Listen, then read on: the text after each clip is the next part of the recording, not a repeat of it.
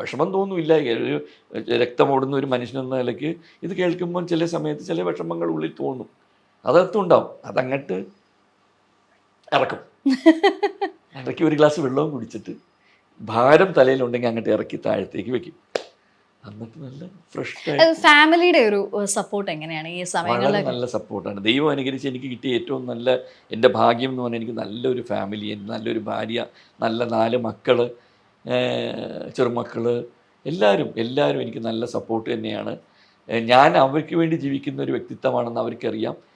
അതുകൊണ്ട് തന്നെ അവരുടെ എൻകറേജ്മെൻറ്റ്, എന്തിനാണ് ഡാഡി ഇനിയിപ്പം നമുക്ക് വേണ്ടി ഇങ്ങനെ ചെയ്തുകൊണ്ടിരിക്കുന്നത്, you do what you want.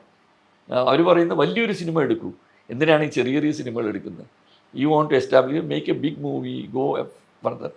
അത് എനിക്ക് ഒരു ചെറിയ ഉള്ളിലൊരു റിസ്ക് ഫാക്ടർ പേടിയുള്ളതാണ്. ഞാൻ സിനിമ ഇത്രയും കാലമായിട്ട് കണ്ടുവന്ന ആളല്ലേ. ഇതിൽ വന്ന് കുത്തുവാളെടുത്ത് പോയേക്കുന്ന എത്രയോ പേര് എനിക്കറിയാം.